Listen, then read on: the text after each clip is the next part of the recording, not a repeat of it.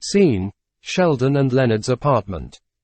Sheldon, Leonard, Howard and Raj are using laptops. All are wearing microphone headsets. Howard: all right, just a few more feet, and here we are, gentlemen, the gates of Elzebub. Sheldon: good lord. Raj: ooh. Leonard: don't panic, this is what the last 97 hours have been about. Howard: stay frosty, there's a horde of armed goblins on the other side of that gate guarding the sword of Azeroth. Leonard: warriors, unsheathe your weapons, magic wielders raise your wands. Sheldon: lock and load. Howard: Raj, blow up the gates. Raj: blowing the gates. Control, Shift, B.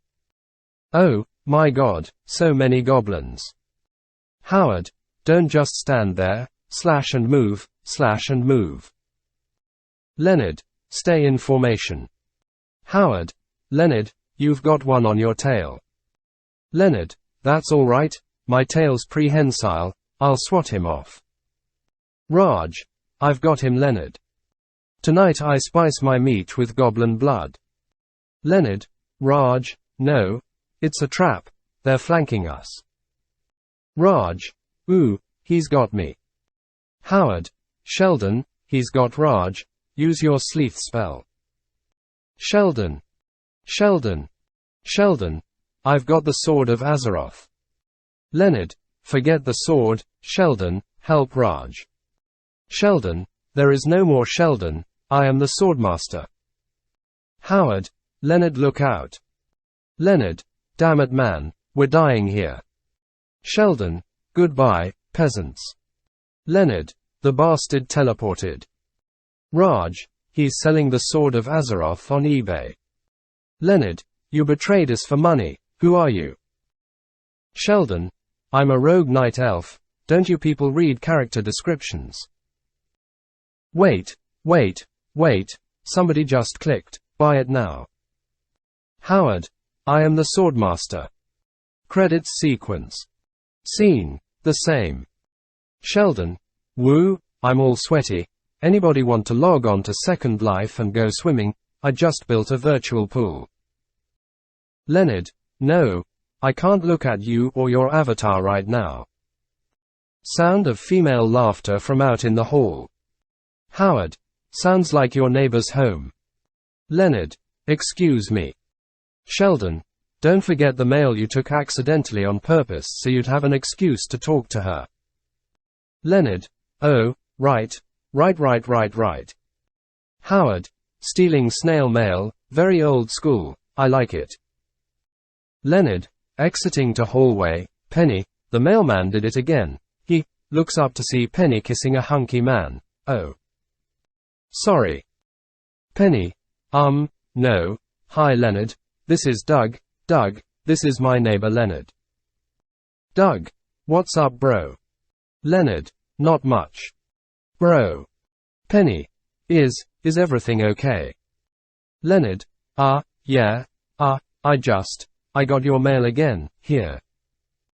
Penny: thank you, I've got to talk to that mailman.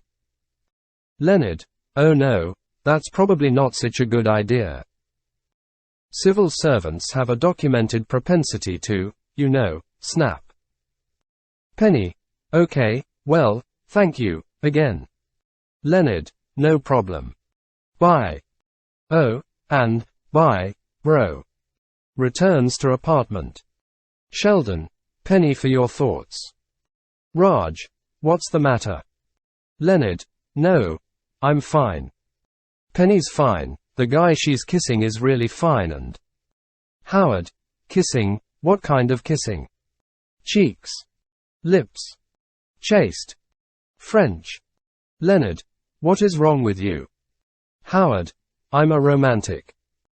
Sheldon: please don't tell me that your hopeless infatuation is devolving into pointless jealousy. Leonard: no, I'm not jealous, I'm just a little concerned for her. I didn't like the look of the guy that she was with.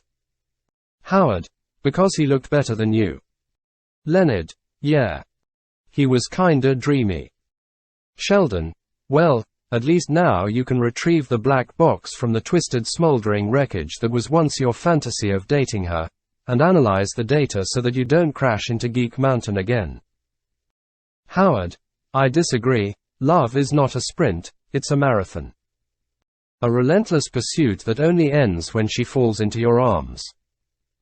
Or hits you with the pepper spray.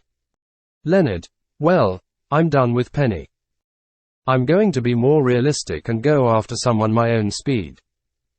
Raj: like who? Leonard: I don't know. Olivia Geiger.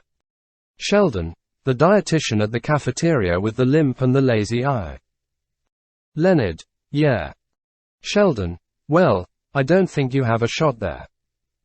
I have noticed that Leslie Winkle recently started shaving her legs. Now, given that winter is coming, one can only assume that she is signaling sexual availability. Howard: I don't know, you guys work in the same lab. Leonard: so. Howard: there are pitfalls, trust me, I know. When it comes to sexual harassment law, I'm a bit of a self-taught expert. Leonard: look, Howard, if I were to ask Leslie Winkle out, it would just be for dinner. I'm not going to walk into the lab, ask her to strip naked and dance for me. Howard: oh, then you're probably okay. Scene: Howard and Leslie's lab. Leonard: hello Leslie. Leslie: hi Leonard. Leonard: Leslie, I would like to propose an experiment. Leslie: goggles, Leonard. Leonard: right. Leslie: I would like to propose an experiment. Leslie: hang on. I'm trying to see how long it takes a 500 kilowatt oxygen iodine laser to heat up my capo noodles. Leonard: PFF, I've done it, about 2 seconds, 2.6 for minestrone. Anyway, I was thinking more of a biosocial exploration with a neurochemical overlay. Leslie: wait, are you asking me out? Leonard: I was going to characterize it as the modification of our colleague, friendship paradigm, with the addition of a date-like component. But we don't need to quibble over terminology. Leslie: what sort of experiment would you propose? Leonard: there is a generally accepted pattern in this area. I would pick you up, take you to a restaurant, then we would see a movie, probably a romantic comedy featuring the talents of Hugh Grant or Sandra Bullock. Leslie: interesting. And would you agree that the primary way we would evaluate either the success or failure of the date would be based on the biochemical reaction during the goodnight kiss? Leonard: heart rate, pheromones, etc. Yes. Leslie: well, why don't we just stipulate that the date goes well and move to the key variable? Leonard: you mean, kiss you now? Leslie: yes. Leonard: can you define the parameters of the kiss? Leslie: closed mouth but romantic. Mint. Leonard: thank you. Takes mint. Shall I count down from 3? Leslie: no, I think it needs to be spontaneous. They kiss. Leslie: what do you think? Leonard: you proposed the experiment, I think you should present your findings first. Leslie: fair enough. On the plus side, it was a good kiss, reasonable technique, no extraneous spittle. On the other hand, no arousal. Leonard: none. Leslie: none. Leonard: ah. Well, thank you for your time. Leslie: thank you. They shake hands. Leonard leaves. Then returns. Leonard: none at all. Scene: Sheldon and Leonard's flat. Sheldon, Raj and Howard are playing Jenga. Howard: Sheldon, if you were a robot, and I knew and you didn't, would you want me to tell you? Sheldon: that depends. When I learn that I'm a robot, will I be able to handle it? Howard: maybe, although the history of science fiction is not on your side. Howard: maybe, although the history of science fiction is not on your side. Sheldon: let me ask you this. When I learn that I'm a robot, would I be bound by Asimov's 3 laws of robotics? Raj, you might be bound by them right now. Howard, that's true. Have you ever harmed a human being, or through inaction allowed a human being to come to harm? Sheldon, of course not. Howard, have you ever harmed yourself, or allowed yourself to be harmed except in cases where a human being would have been endangered? Sheldon, well, no. Howard, I smell robot. Leonard, entering, hey, what's going on? Sheldon, the internet's been down for half an hour. Raj, also, Sheldon may be a robot. Howard, so, how did it go with Leslie? Leonard, oh, we tried kissing, but the earth didn't move. I mean any more than the 383 miles that it was going to move anyway. Sheldon, oh, I've seen that look before. This is just going to be 2 weeks of moping and tedious emo songs, and calling me to come down to pet stores to look at cats. I don't know if I can take it. Raj, you could power down. Howard, well, as usual, Wolowitz has the solution. I happen to know a place where there are plenty of eligible women, and Leonard could have his pick. Scene, a salsa class. The 4 guys and a random fat bloke salsa opposite 5 middle-aged women. Class instructor, remember the Latin hips. Shoulders stay still, and we sway. 1 2 3. 5 6 7. Howard, to Leonard, I think Mrs. Tishman's got her eye on you. I've been there, you're in for a treat. Scene, the flat, Leonard is entering, singing to himself a depressing emo song. Sheldon, oh, good lord. Leonard, singing, you don't know me, you don't wear my chains. God, that's a good song. Sheldon, if you're compiling a mix CD for a double suicide. Leonard is taking supplies out of a bag. Oh, I hope that scratching post is for you. Leonard, I know what you're thinking, I've taken your asthma into account. There's a feline geneticist in San Diego who has developed the cutest little hypoallergenic calicos. Sheldon, Leonard, listen to me. Leonard, I've been thinking about names, I'm kind of torn between Einstein, Newton and Sergeant Fuzzy Boots. Sheldon, Leonard, do you really think you can satisfy your need for a relationship with a genetically altered cat? Leonard, maybe, if it's a cute little cuddly cat. Sheldon, oh, come on, Leonard. This is obviously about Penny. Leonard, it doesn't matter. The woman's not interested in me, the woman rejected me. Sheldon, okay, look, I think that you have as much of a chance of having a sexual relationship with Penny as the Hubble telescope does of discovering at the center of every black hole is a little man with a flashlight searching for a circuit breaker. Nevertheless, I do feel obligated to point out to you that she did no reject you. You did not ask her out. Leonard, you're right. I didn't ask her out, I should ask her out. Sheldon, no. No, now that was not my point. My point was, don't buy a cat. Leonard, no, but you're right. I should march over there and ask her out. Sheldon, oh, goody, we're getting a cat. Scene, the hallway. Leonard knocks on Penny's door. Penny, opening door, hey Leonard. Leonard, good afternoon Penny, so hi, hey. I was wondering if you had plans for dinner. Penny, do you mean dinner tonight? Leonard, there is an inherent ambiguity in the word dinner.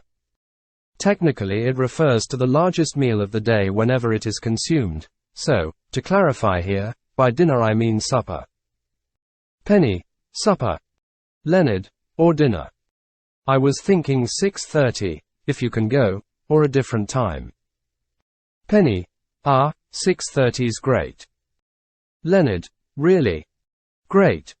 Penny, yeah, I like hanging out with you guys. Leonard, us guys. Penny, you know, Sheldon, Howard, Raj, who all's coming. Leonard, They might all be there. Or a subset of them might be there. Algebraically speaking, there are too many unknowns. For example, Sheldon had Quiznos for lunch. Sometimes he finds that filling, other times he doesn't. It's no fault of Quiznos. They have a varied menu. Penny. Okay, whatever. It sounds like fun. Leonard. Great. Did we say a time? Penny. 6:30. Leonard. And that's still good for you? Penny. It's fine. Leonard. 'Cause it's not carved in stone. Penny. No, 6:30's great. Leonard. I'll get my chisel. Penny. Why? Leonard. To carve the. Okay, I'll see you 6:30. Scene. Sheldon and Leonard's apartment. Leonard enters from bedrooms, dressed in a smart shirt and trousers. They are covered in sweat stains. Leonard. How do I look? Sheldon. Could you be more specific? Leonard. Can you tell I'm perspiring a little? Sheldon. No. The dark crescent-shaped patterns under your arms conceal it nicely. What time is your date? Leonard. 6:30. Sheldon. Perfect. That gives you 2 hours and 15 minutes for that dense molecular cloud of Aramis to dissipate. Leonard. Is it too much? Sheldon. Not if you're a rugby team. Leonard. By the way, if it should ever come up, you didn't join us because you stuffed yourself with a chicken carbonara sub at Quiznos. Sheldon. Why would I join you? Leonard. No reason. Oh, you know what? Maybe this isn't such a good idea. Sheldon. Oh, no, well now, there's always the possibility that alcohol and poor judgment on her part might lead to a nice romantic evening. Leonard. You're right, alcohol, poor judgment, it could go well. Sheldon. Of course, there's the other possibility that this date kicks off a rather unpleasant 6 months of the two of you passing awkwardly in the hall until one of you breaks down and moves to another zip code. Leonard. You could have stopped it could go well. Sheldon. If I could have, I would have. Leonard. I mean, I'm a perfectly nice guy. There's no reason we couldn't go to the restaurant and have a lovely dinner. Maybe take a walk afterwards, talk about things we have in common. You love pottery. I love pottery. You know, there's a pause. We both know what's happening. I lean in, we kiss. It's a little tentative at first, but then I realize, she's kissing me back. And she's biting my lower lip. You know, she wants me. This thing is going the distance. We're going to have sex. Oh God. Oh, my God. Sheldon. Is the sex starting now? Leonard. I'm having a panic attack. Sheldon. Oh, okay, well then, calm down. Leonard. If I could calm down I wouldn't be having a panic attack. That's why they call it a panic attack. Sheldon. All right, well, just, sit down, yes, sit down, now close your eyes. Leonard. Why? Sheldon. Just do it. Leonard. Okay. Sheldon. Now try to increase your alpha wave activity. Leonard. What? Sheldon. It's a biofeedback technique. It's relaxation through brainwave manipulation. I read a paper about it in the Journal of American Neuroscience. It was a little sparsely sourced, but I think the basic science is valid. I probably have it here somewhere. Leonard. Oh, who am I kidding? I can't go through with this. You need to call her and cancel. Sheldon. Me. Leonard. Yes. Sheldon. What should I tell her? Leonard. I don't know. Tell her I'm sick. Sheldon. Okay. Leonard. Not the kind of illness that will make her want to come over and take care of me. But nothing so critical that she'll feel uncomfortable going out with me in the future if I want to try this again.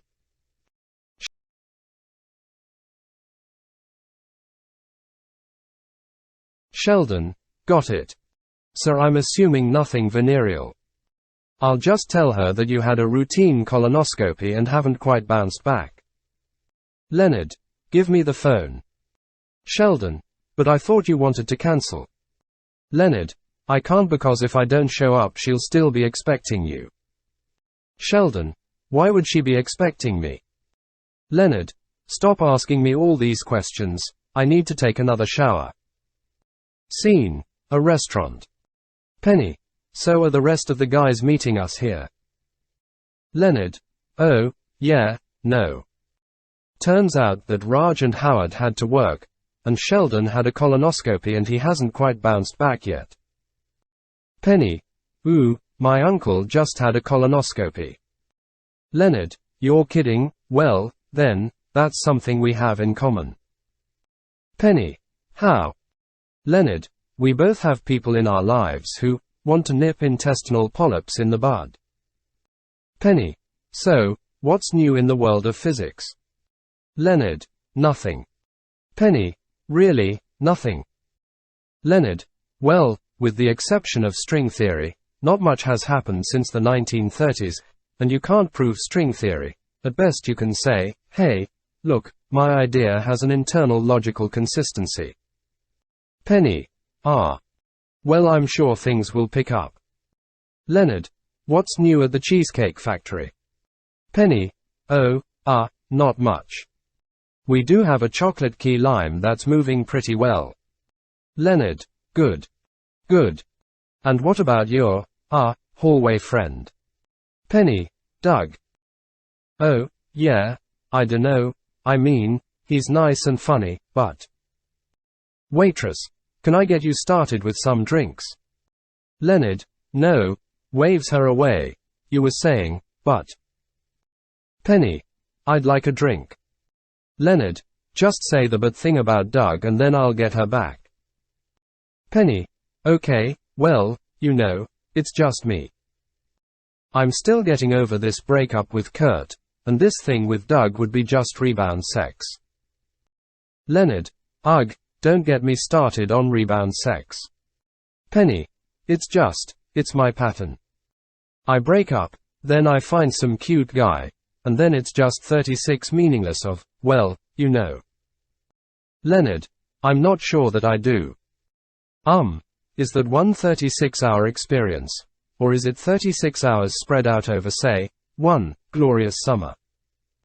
Penny, no, it's usually over a weekend, and trust me, you do not feel good after it. Leonard, well, chafing, right. Penny, emotionally.